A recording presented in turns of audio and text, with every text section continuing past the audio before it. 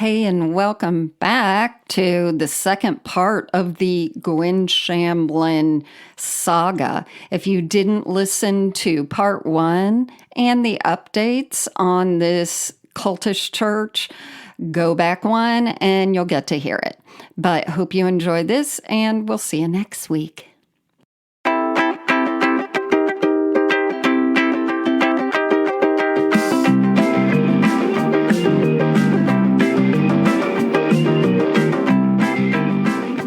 And welcome back. We're your diet gurus. I'm Karen. I'm Bonnie. That's just a big lie. I know. This is part two to why you shouldn't follow anyone and definitely get involved in diet culture. This is part two of Gwen Shamblin Lara and the Remnant Fellowship cult that she passed away in a plane crash in March or May or something. Yep, it was May 29th. It wasn't that long ago. I know. So we're going to get into all that and the HBO special called The Way Down as we continue on. But thank you for listening.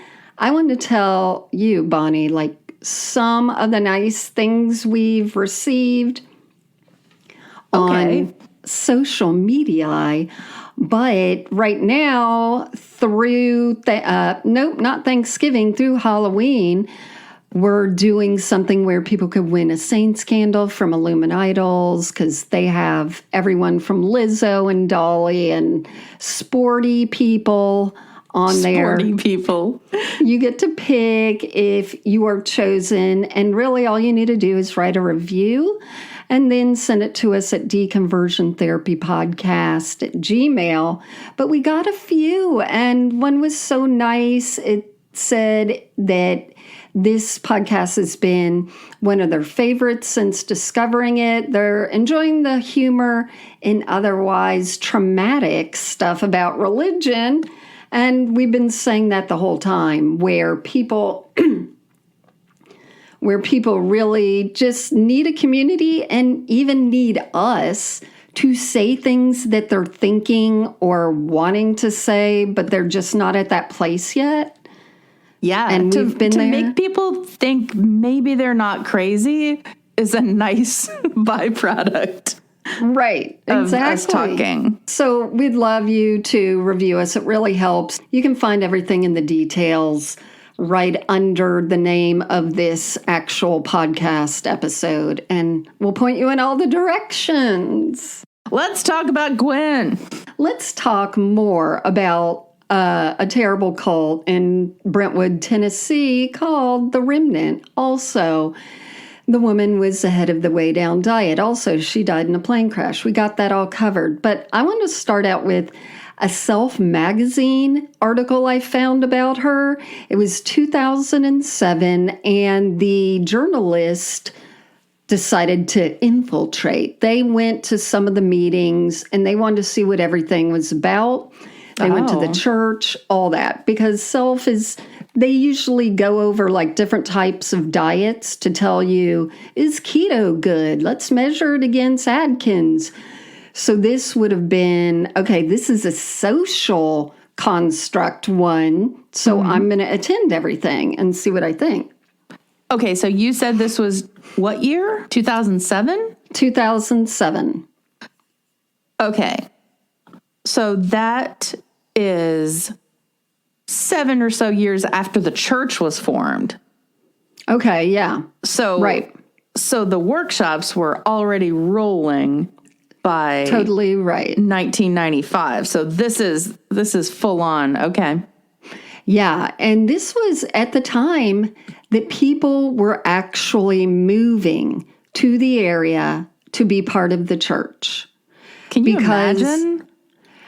I can. Can you imagine? I can and I can't. I think when you're listening to tapes, and I bet she is saying all her crapola about weight loss, but that's a lot of hours to just say, only when you're hungry. So I bet she's filling it in with anecdotes and talking about, oh, we had this great church gathering and we did this and our community does dances. And, I bet that it makes it sound attractive enough for people to be like, I'm losing weight. I also really have a bit of a crush on that church. Interesting. I think once we talk more about the church too, it'll become clear why people want to move there. Yeah. Because it's a built-in audience, not audience. Yeah. It's built-in consumers of what you have to peddle. Right. And you've got just everything. It's a mega store, really. Yeah.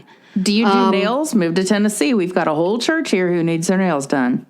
Okay. Come on. Wear that one. So this woman, the journalist, goes and she meets all, hundreds of people at the church. And in lieu of an altar, there are TV cameras. It's the usual mega church stuff. Everyone looks camera ready. Everyone in the audience. None of the people who are in the congregation are overweight. It's like, a bit of a pretty utopia. And Brentwood, Tennessee is one of the richest areas in Tennessee. So they also at this time were doing a webcast, which in 2007, that's, pretty good. This woman had been on Tyra Banks. Gwen had all these different places. And the journalist actually was saying, I was agreeing. Everyone's nodding in agreement to what Gwen says. And she says things like, if you're dieting or taking pills or counting fat grams and doing the exchange list, changing contents of food, then you believe the problem is the food.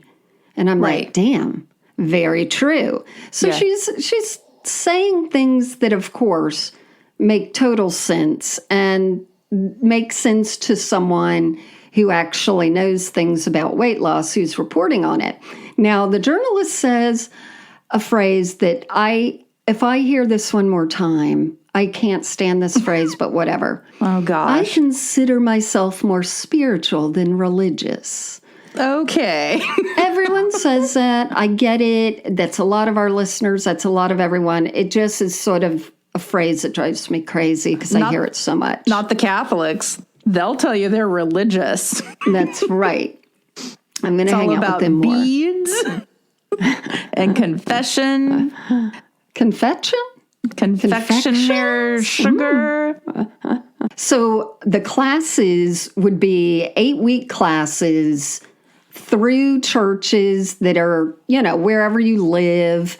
And people, even this woman, started seeing results. Now you pay like $125 for the course.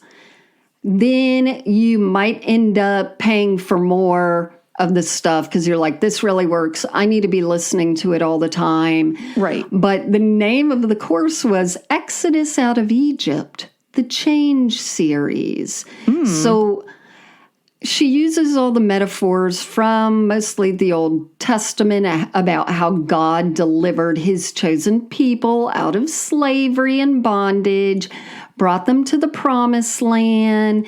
So you start feeling so much a part of the whole Christian narrative.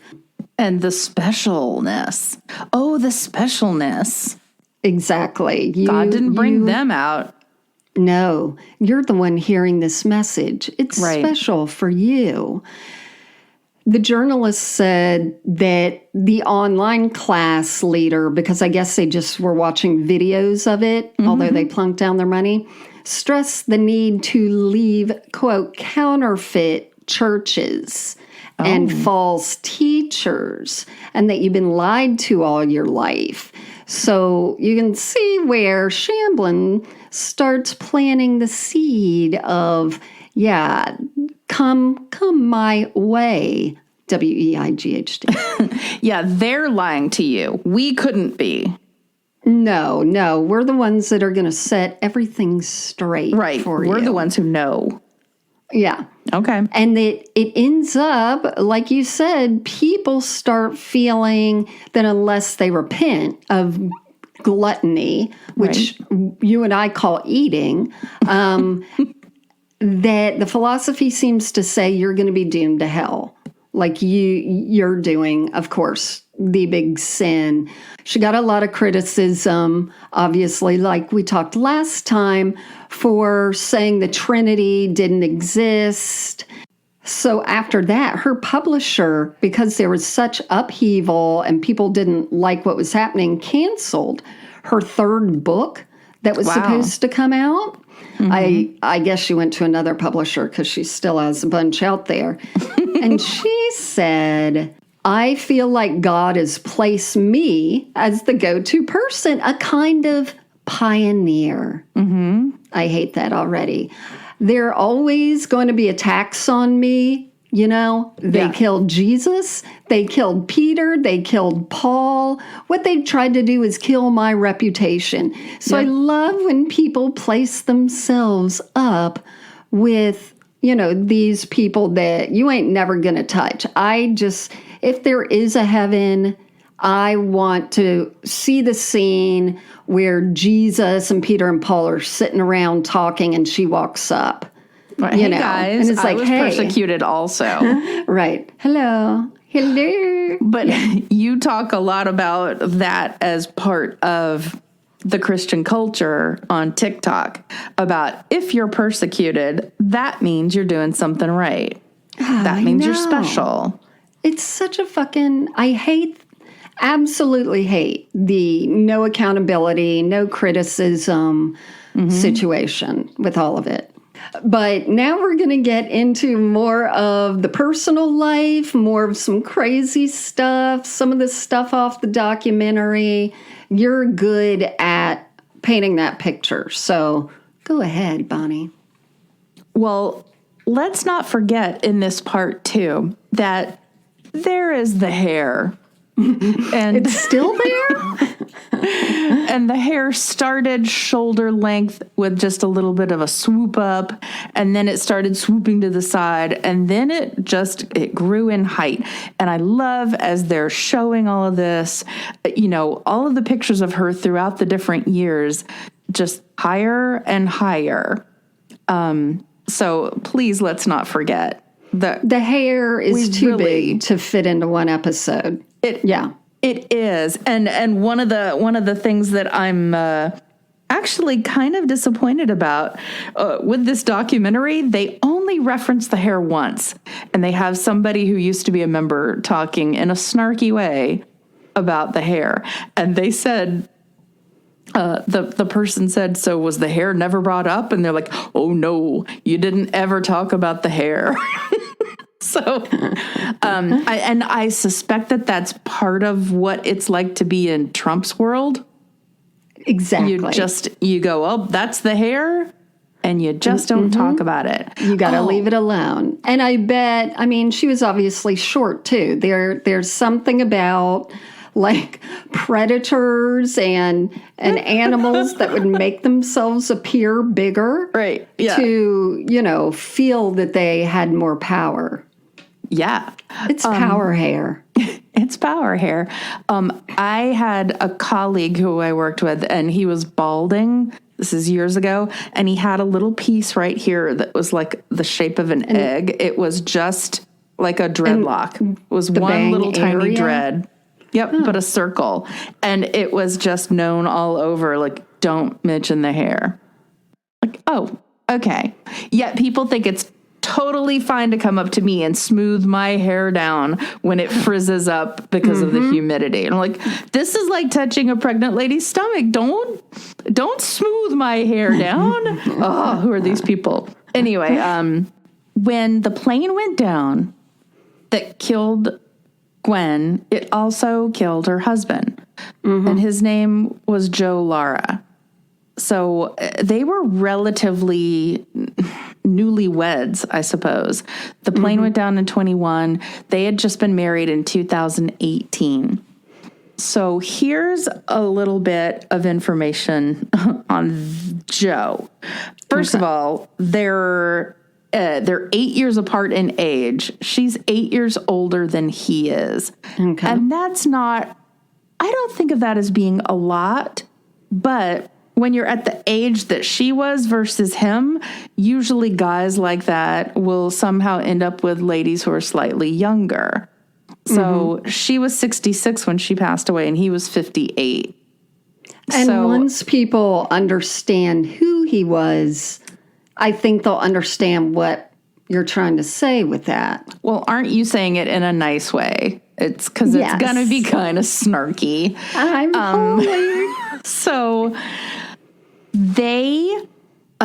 so this is relatively recent that they got married. So backing up, Joe grew up in California. He was an acting student. And he was one of those guys who, for instance, when he was in acting school, he moved into the house of this woman in acting class who was like a sugar mama. And this is back in the days when he was in his 20s, I think it is. So this sugar mama happened to be in her 50s, but she was supporting him. Okay. So she would pay for the acting classes. She bought him a Harley. Ew. So I bring up the Harley thing. I'm sure she got him other things because they also indicated that when something went awry with the relationship, not only did she kick him out of her house, but she lit the Harley on fire. Oh, so God. I guess it's like, how do you even do that? I know, but I guess it's also one of those things where I bought it, I'm going to set fire to it. Yeah. Get out. Okay, so apparently he was one of these guys who was like standoffish, and that maybe is what made him a little bit more attractive. Eye roll. He gained a little bit of fame with a TV movie playing the role of Tarzan. Right. So he's shirtless and lot. oiled up and long-haired. Yes. So let's, discuss that he was to me, he reminded me of the guys who people didn't really like in high school. He wasn't super popular, but he did have some looks and he knew it. And he was like, who's really going to love this? Everyone. I'm going to go to Hollywood and they're going to put me in things for my looks. And everyone hates my jackass personality, but I don't notice that. Well, I think that he's also one of those types who this phrase has been in my brain for some odd years now. Like, he used what he got to get whatever he ain't got. Mm-hmm. Salt and pepper.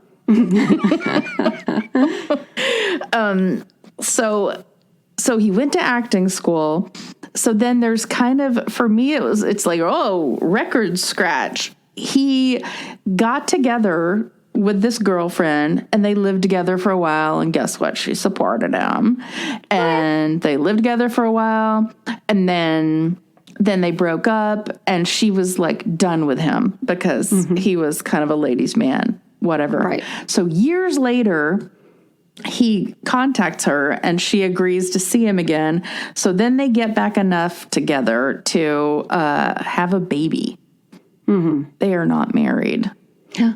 This is in NJD. This is Hollywood. That's when you moved there, Bonnie, I knew I'd lost you. That's right.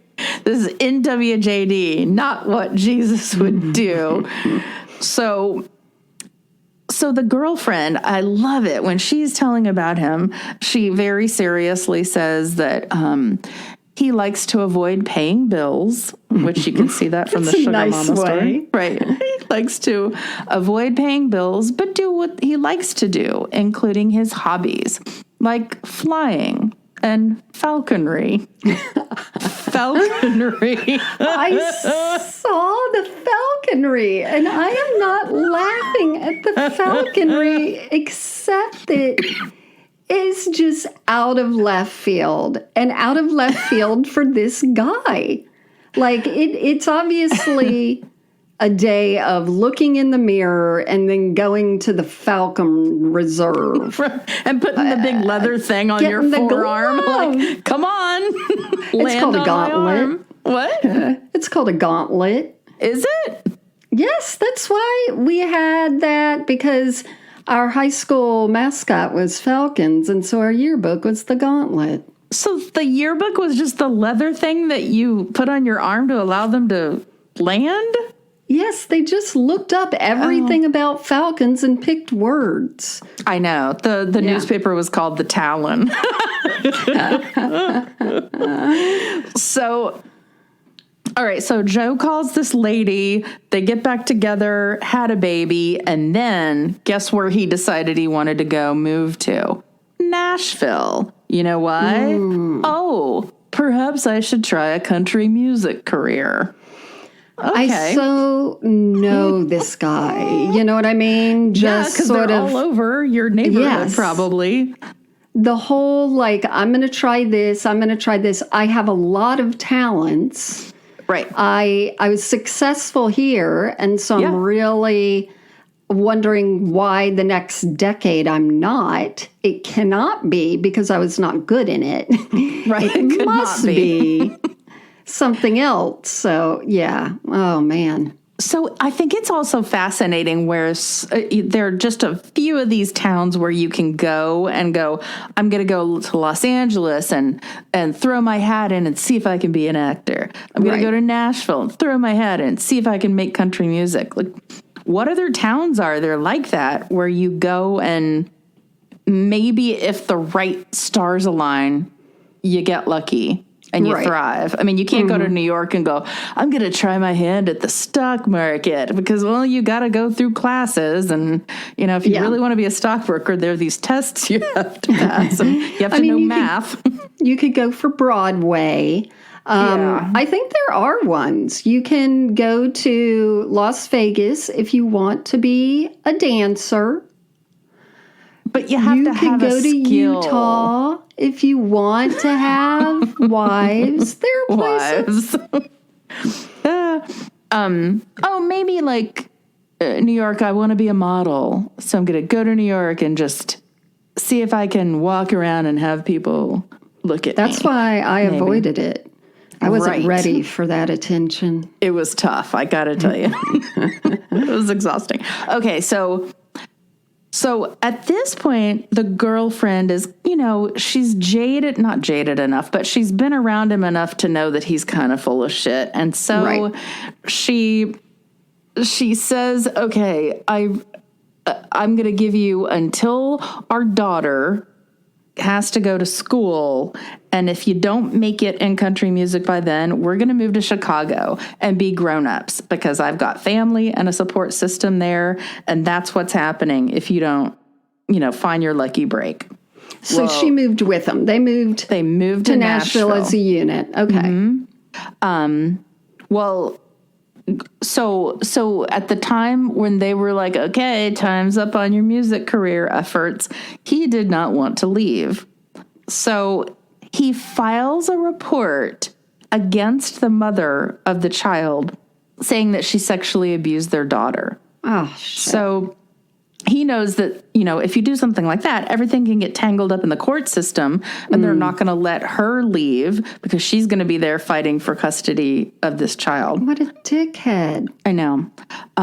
Eventually they determined that he was lying. So because they saw the pictures of him doing falconry and they were like, this... We're not listening to this guy. Or they listen to his country music. Either way. Or that. Well, he got work as a handyman, ended up doing work for the church, the Remnant Fellowship Church, met Gwen, and he was like, oh, this church has a recording studio, and decides... This is a place for me. Hey, do you want to date and let's get married? Oh, my God. So, had he broken up with the baby mama? Well, I guess if he reported her for sexual abuse, there might... I want to say possibly. They've gone in their opposite directions. Well, I'm taking the gauntlet. So yeah. So in 2018, that's when they got married. Gwen and Joe. And you wanted to talk about the wedding because I thought the wedding dress was super pretty. Listen, had a beautiful skirt. It was like a purity ball dress. Well, everyone kept saying, you guys got to watch the wedding. Now, they made a video that was very convenient because it was clipped and edited together into like a 6-minute wedding promo video where you're just getting the highlights. And it is ridiculously overdone. Everyone's dressed in white, and little kids look like little cult fairies. And of course, then Joe is like, "You're my everything," or whatever the hell. And he looks like an aging movie star. I mean, he's dyeing his hair, obviously, at this point. Her hair is where we've already talked about. She's dyeing her hair. So it is dead. And then it shows them at the reception and how tiny she is. And that's when they do some of the Jewish stuff where they throw them in the air on the chairs and do all that. But it is so over the top. And no one can look at that and go, this is not weird. Like, it's weird. I think also this is a great time to mention how she's kind of thrown Jesus under the bus a little bit and gone with God, because there's no humility in this wedding that Jesus would want you to have. It's vanity out the yazoo, and I don't know how much it costs, but of course you're going to have a lot of people who are doing things for free, making the food, doing her hair, probably got her dress, who knows. Oh, and don't forget, I mean, somebody had mentioned like they were always dressing the kids in the congregation with all these frilly white outfits and lacy stuff. So yeah, I guess they always looked like little bridesmaids. That's it. Yeah. What were they called? What are they called? Fruit girls. No, flower girls. All the fruit girls were there. So they always looked like they were just off of a fresh first communion from some kind of Catholic church. Now, was this the thing where people said there was no one there for Joe? Like there... Oh, I don't know. What I'm remembering? I think that I saw that somewhere. And I like the way you're feeling sorry that his Falcon buddies couldn't make it out. But I think, I think he had obviously, people knew what was up with that guy by then. And they're like, I'm not going to that thing. But she found somebody to totally be on her wavelength, and they started recording TV show kind of things together, or webcasts, whatever it was, even though he didn't know anything about the Bible. No. He followed her lead and acted like it. And that's what I easily forget, like, acted, because he has acting training. Yeah. He's playing the part. And you can see right through it. And it's sad that she had no godly discernment to tell that this guy was using her. I mean, it's so obvious. He's such a grifter. But at the same time, she used him, so maybe those two are just like his body. So maybe it was just like, here's the exchange. You give me this, I'll give you this. You can have as much access to the recording studio as you need to do a cover of a Michael Bublé song. On the heels of the wedding, it's beautiful, yada, yada, over the top. And then it's like, to me, it was record scratch. In the documentary, they're talking to a cult removal expert.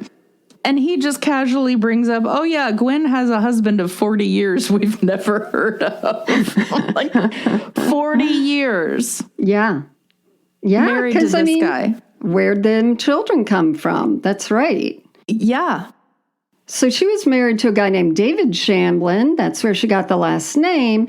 And he was actually the CEO of the whole Way Down Ministries stuff. However, after she established Remnant Fellowship Church, like, he didn't even go to services. He didn't go to any of their festivals. He didn't go to any of the large events.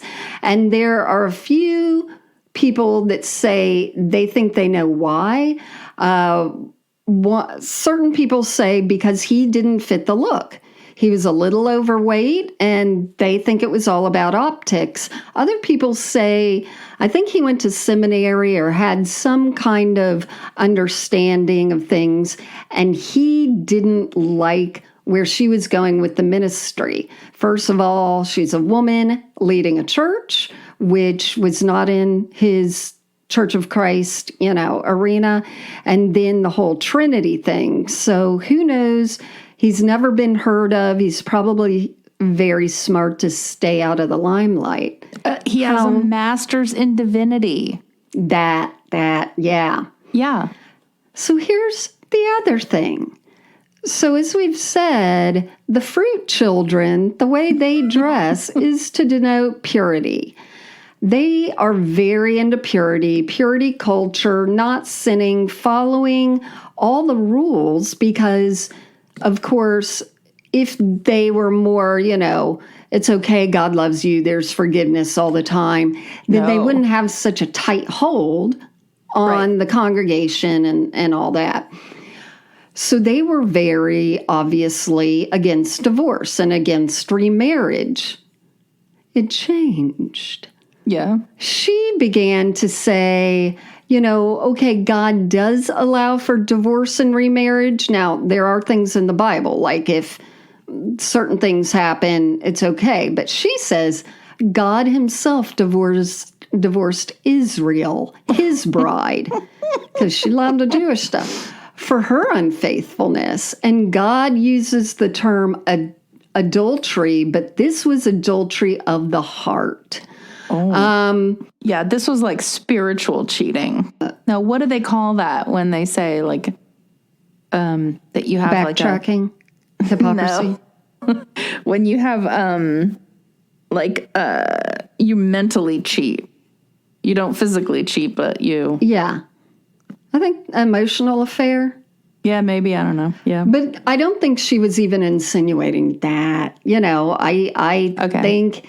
I think what she's insinuating is they didn't like each other anymore in some sense. But she talks about, the whole divorce thing. Man's the one that distorted the scriptures and leaving people in burdensome situations and shaming those who have been oppressed, and that's not the intent of God.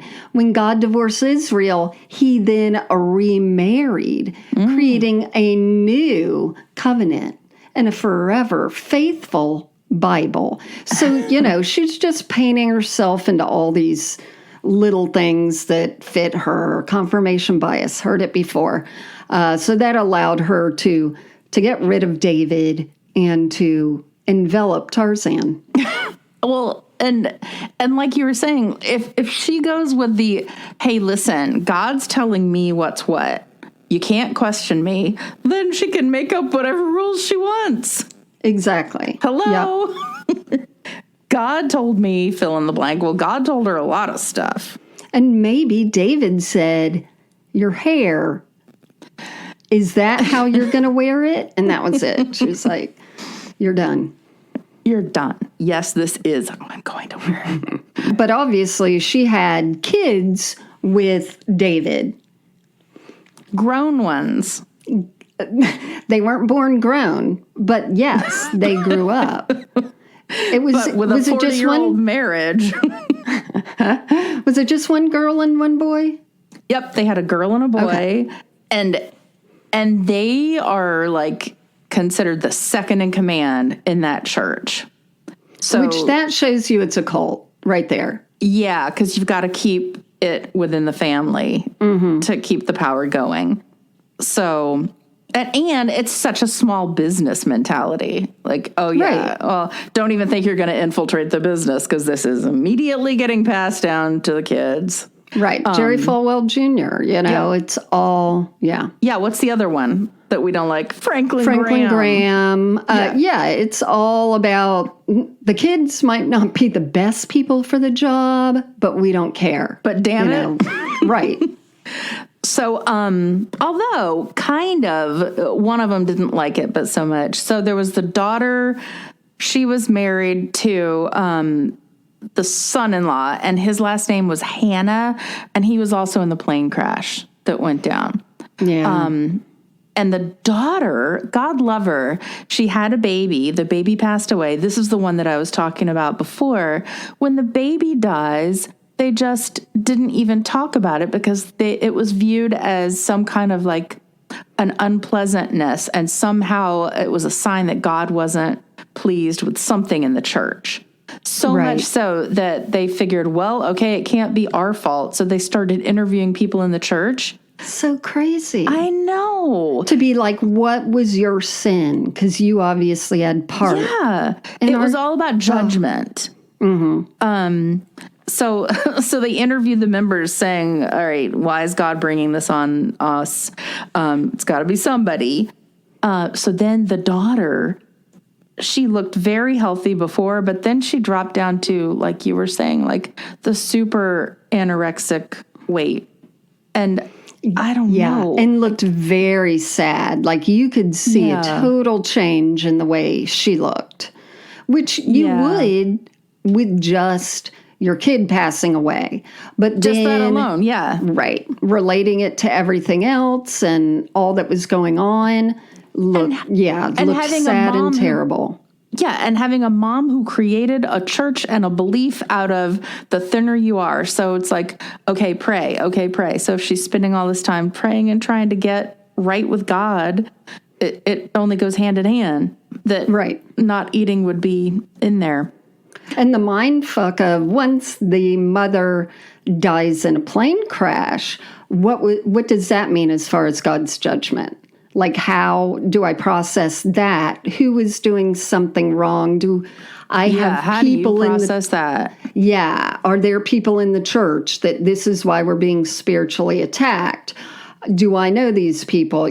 Just all of that must be unbearable. But when we're talking, you just got me to think, I have another idea why they pass it on to their kids, because they don't want anyone else opening the books, being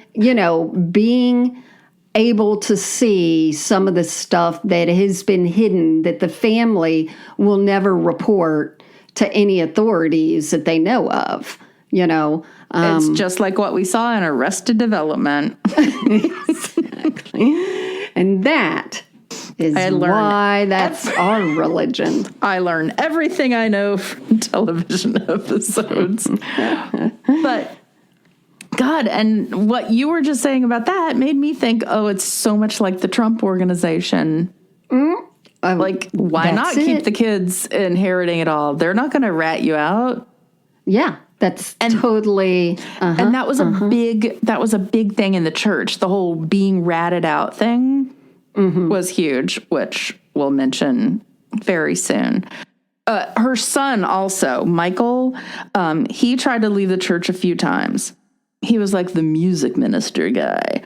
And I think he was into music, and they were like, let's keep him happy. Yeah, and he wrote songs for the church, but they were actually protest songs against the church. And then apparently he had been fooling around. What I like, that was the one thing that I'm like, oh, let's get in the car, because supposedly he'd been fooling around with a couple of the waitresses at J. Alexander's that we eat at. And I'm like, I want to go, and I want to be like, so do you know Michael Shamblin? Like, who was the one? Oh, God. So that was the kids. And then just another broad stroke of explanation about the church. They had they had all of these people who were members, and they were very self-contained. Like they had doctors who went to the church and would see the congregants. They had hairstylists. There was one woman talking about how she's a piano teacher. And if she had ever left the church, boom, there went all her students and all her money. So they had all of these lovely ways to figure out how to keep you in the fold. Interesting. So I didn't know till people told me on social media that they also had different people living in the same houses. And that had to do with people who would move to the area to be part of the church. There would be like houses where they could stay for a while with other families until they found their own. So, yeah. That's very cult-like. Very. Yeah. Absolutely. So the other topic that I thought was really interesting was how the children in the church were supposed to be extremely obedient. There was a very strict line of authority that you had to follow. It was like children could be, I want to say it in the funny way, children could be bossed around by a kid who was 2 years their elder. Right.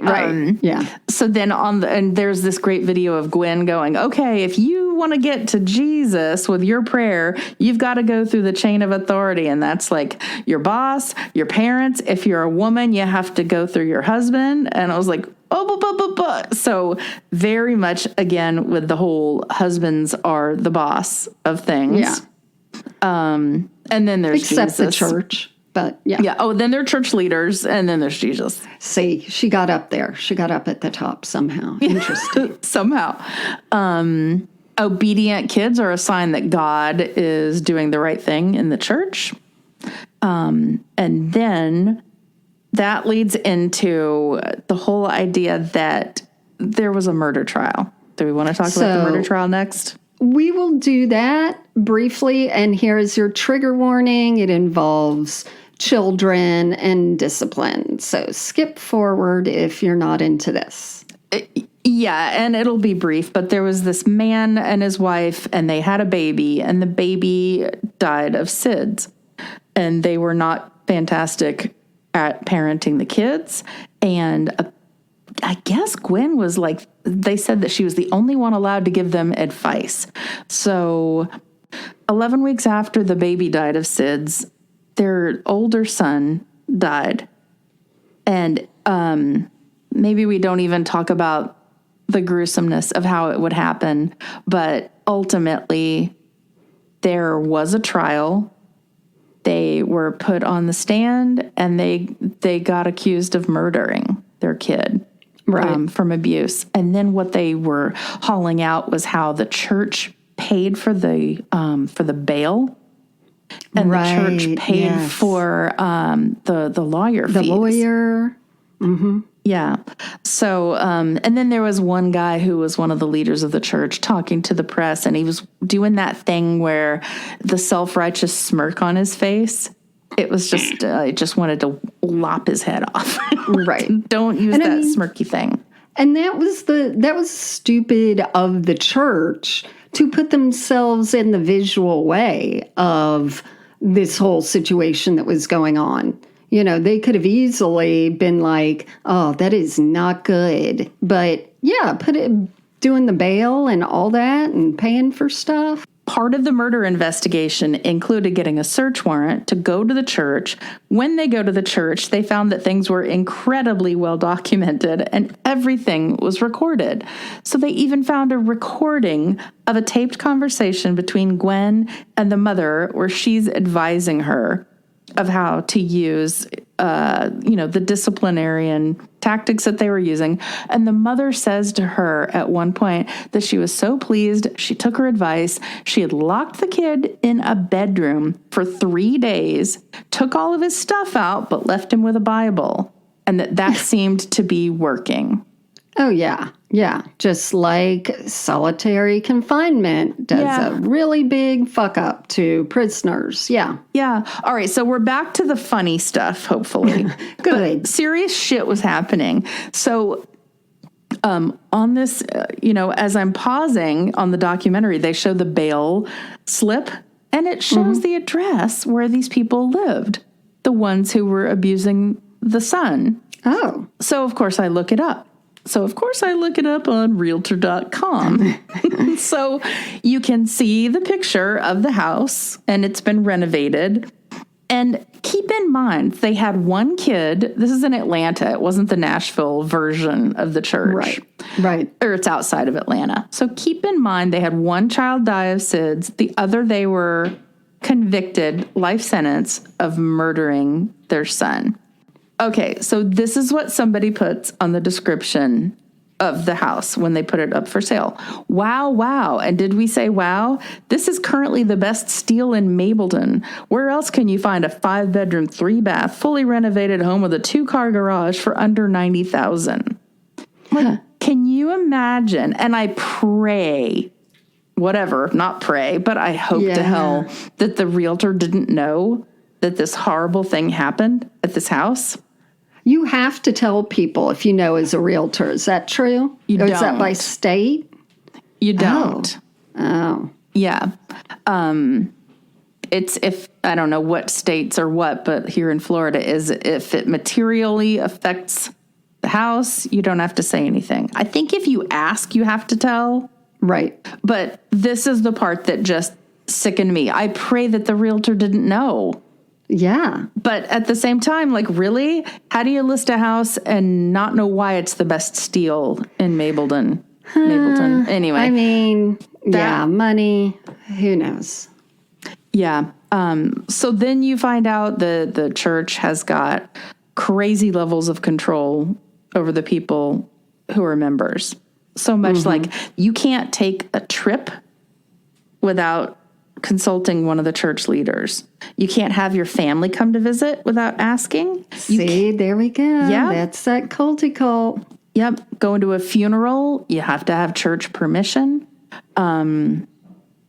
Anyway, it's all of the little bits about the cult were fantastically interesting to me because I really just thought it was a church at first. I think that's what everyone thought. And I didn't know. I mean, I knew that it was weird and all that, and people would call it a cult before, but I didn't know there are lots of culty-light churches, or cult-light, L-I-T-E churches that you're like, yeah, that's screwy. But this one really was isolating people and controlling. Yeah. Very and using isolating. Food to control. I mean, they're all probably weak from a lack of protein and carbs. Probably. There was another story about a woman, and she was taking antidepressant medication. She went off the meds and then went and gave her big testimony, like, look at me, I'm off my meds. And it was only a month and a half or so after. So it didn't stick. She checked herself into some kind of facility. They put her into a mental institution. Her husband consulted the people at the church, and they said to tell her, well, this is what's going to happen. If you disobey your husband, you're going to live hell here on earth. And because she had a very stressful time in this facility with a roommate who really had some severe mental problems. Right. So this cracks me up. So it's loophole religion. She talks to the husband. He says, all right, you can keep taking your antidepressants, but don't let me see you do it. So that if the church leaders ask me, I can say, I don't know anything about it. Oh, nice loophole. Hey, I watch all the crime shows where they're like, Mom, I'm not going to tell you. That way you'll never be convicted as I run away. Right. Yeah. Right. I'm looking at you, Brian Laundrie. Okay. The last little bit that I wanted to tell you about was the family who have a daughter who they feel like they've lost her to a cult. And she's marrying into somebody who's really part of this church, the Remnant Fellowship. So they showed the invitation to their wedding, and it said, please join us on May 29th, yada, yada. And I realized that's the same day that the plane crashed. Oh. And when they said, oh, well, our daughter called us and we said, we're not going to go to the wedding if Gwen is officiating and if it's at the Remnant Church. So the daughter calls and says, okay, so Gwen's not officiating anymore and we're going to have it at a different venue. And so the dad says, okay, fine, we'll go to the wedding. I'll give you away. And then what occurred to me was, oh my gosh, they didn't decide that Gwen wasn't going to officiate. Gwen canceled on them. That's my guess. Right, because right. If she had to get on a plane. Yeah.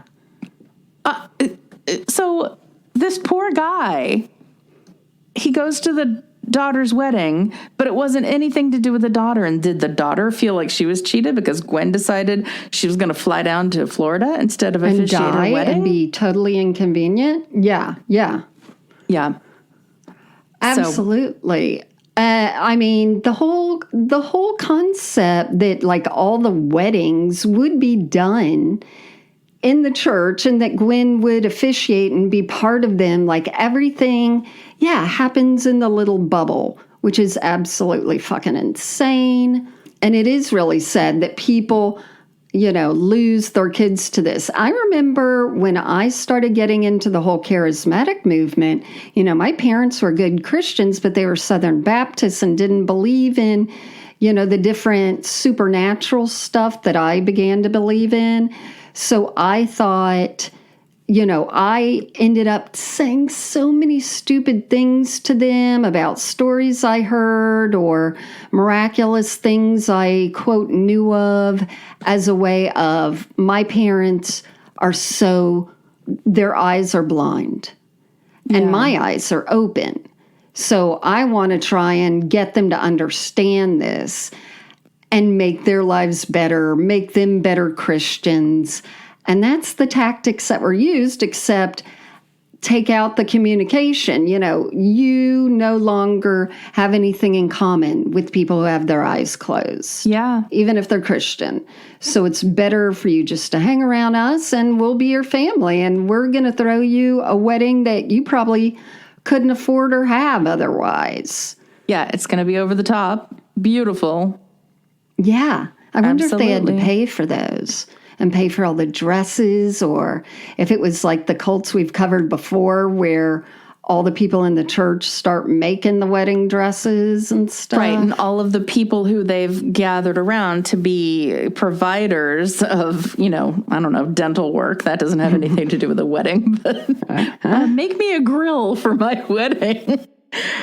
Well, I'm fascinated. I really want to see what happens now that she's passed. I know that the kids are in charge, but the daughter. I mean, the 1-2 punches that came to the daughter with her child dying and then her mother dying. So the plane, from what we know, it isn't the FBI or the TBI, Tennessee Bureau of Investigation, feel that Joe Lara was the one that was flying the plane, although he didn't have, all the stuff and experience he should have had.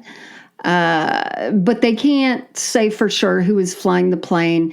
But I think there were 2 other couples on it who lost their lives, and they were leaders in the church. And I mean, that could leave big holes in the understanding of how to run everything. So I'm sure there was a lot of scrambling. And then here comes the HBO show. That's telling all the community around them, look at what is happening right there in your neighborhood. And of course, like you said, the churches are all over the states. They're in Atlanta. They're overseas. So everyone now is finding out about it.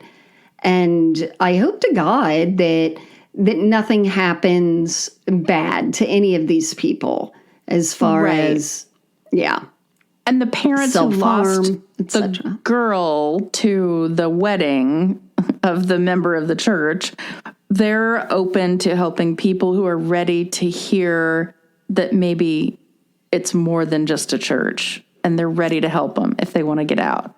Yeah, which I think is great. Because they can't get their daughter out, so, Yeah. And I'm saying this to you as though it's not, but can you imagine having it down the street from you and go, oh, that's the church that it's apparently the cult. Right, right. These people have to go and interact with the world.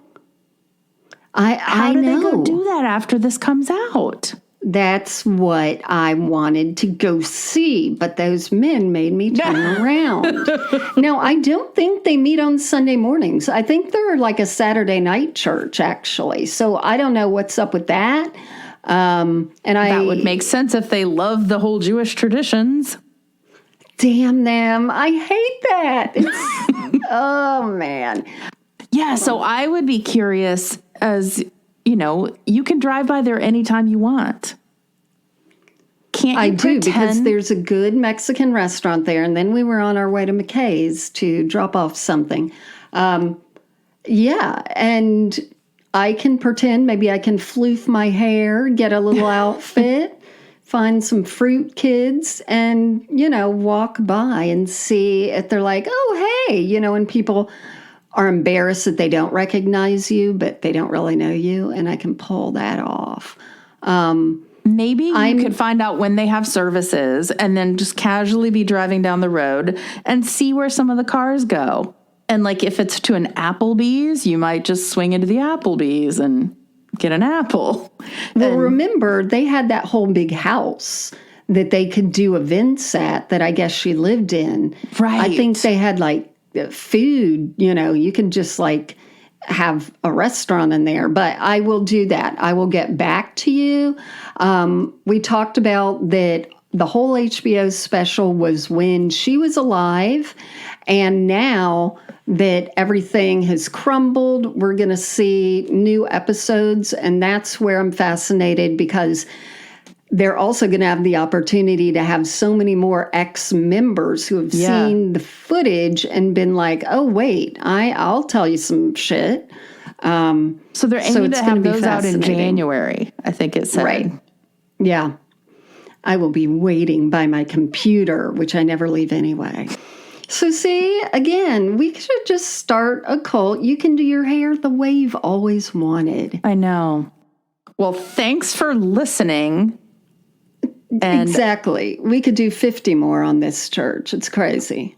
I know. And it really upsets me that they get to call themselves a church and get not pay taxes. Yep. Exactly. Yep. And the whole idea of the way down is, of course, now very terrible since they went from the air and plunged into Percy Priest Lake. So the way down. And then also the remnant, which is the few remaining, and it's getting fewer and fewer. Yeah. It's just, wow. It's, the good news is that the woman who is fighting for custody for her child to move to Chicago, well, there's no more fight. Right. Because he died. Oh, yeah. We didn't even talk about that. How much she wasn't even allowed to tell her child what to do. Yeah. Yeah. When she was staying with Joe. Yeah. And Gwen. Total mind control fuckery. Well, thank you guys for listening. I hope you all win Saints candles. And you know that you can always go to our website, Deconversion Therapy Podcast. .com and send us your funny true stories. A few people said that they visited the church or know people at the church and they were going to write into us. Also, there were people who always have suggestions for other things we should make shows about. So there's a form for that too. Yeah, this was very interesting. So I'm not happy that we keep having material to deal with. We have so much all the time. But it teaches us so much too. We know so much. Yes. It's crazy. Anyway, it just shocked the hell out of me. Same here. Couldn't believe it. Had no idea. All right. Well, thanks, guys. And we will catch you next week. Adios. Bye-bye. Shalom again.